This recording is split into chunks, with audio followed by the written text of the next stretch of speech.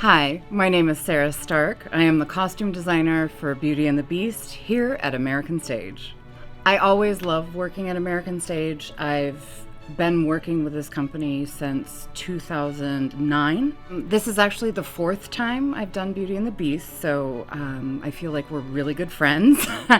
I know her quirks, and every time I do the show, it's a little bit different and it changes and I discover new things about her. I think the themes of it are very universal for people. I think family, belonging, overcoming adversity, learning to love after hurt and pain, and showing up for somebody as a better version of yourself because you love them. It's very universal. It doesn't have nationality. I think everyone can see some of themselves in the show, and I think all of the characters are so well fleshed out. Working with Kenny, the director, and Jess, the choreographer, they just bring such depth to the characters and to the story. The talent is amazing. It's a very large stage with not a lot of bodies, and they just fill it so beautifully. I love that American Stage does the outdoor show. It's so challenging in Florida, even in the month of April. We have to talk rain contingencies and weather, and we have to think about the setting of the sun, and that's a new experience for me. I've never done this scale of a show outside, but I love a challenge. I may regret it, but I love a challenge. I think also the characters are so charming. They're so open about their flaws and their challenges as individuals, and the camaraderie of the whole cast comes across in those characters. I mean, even Gaston, who is arguably the villain, has this amazing friendship with LeFou that has depth to it that I've not seen in another production of it. The other thing I love about Beauty and the Beast, and I give this plug every time I do it, is this is the one Disney show where the princess or the female lead isn't the one that changes. She's pretty great from the beginning. It's really the Beast who has to grow and learn and be transformed by love. And I love that for our young audience to see a strong female who from the beginning is absolutely true to herself. And Alexi, who's playing Belle, does a wonderful job. Voice of an angel, really understands Belle, and that comes across beautifully. So for the magicals, as I call them, which are the castle inhabitants who have been turned into objects, the big inspiration really is to transform a human into an inanimate object. So Babette, she's a feather duster. So she has a very form-fitting gown that around her feet splays out, and we've used actually 3 white crinolines with feathers applied to the top of them to kind of mimic a feather duster. And her little fascinator hat looks like the end of a fan. So it's creating that magic without making the costumes really cumbersome. That's always a challenge with this show. They still have to do a very physical show while looking like objects.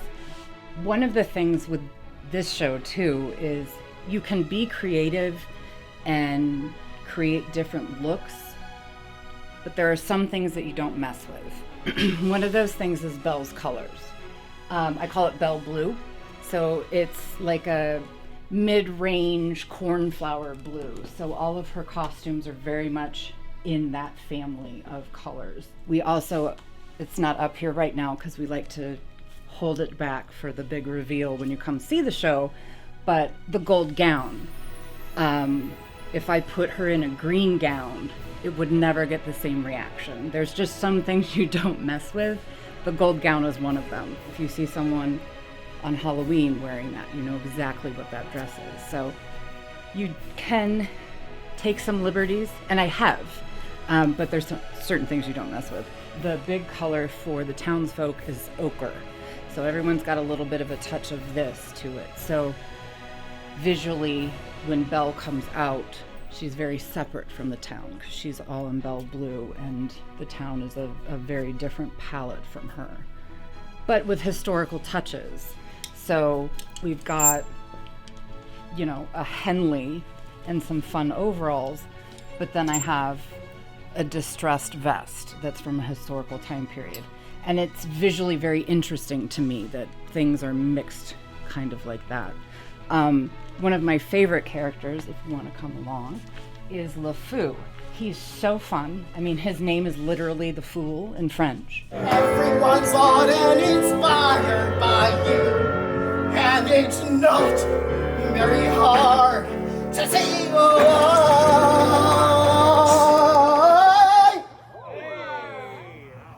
I know, right?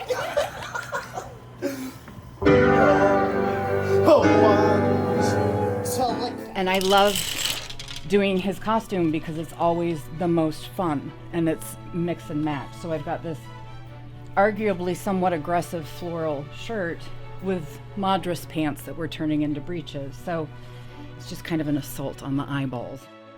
Be Our Guest is one of my favorite numbers ever. Every company that's done the show does it a little bit differently. The energy, the excitement, the music, I can't stop singing it. I'm sure it annoys people in rehearsal, but the glitz of it.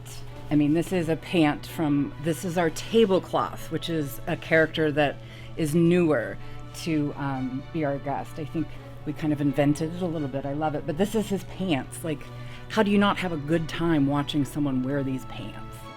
There's always something to look at, even though it's a very big space in the park. I wanted the impact of color to go, 50 feet, 100 feet, no matter where you are in the audience. You can see something new every time they come out.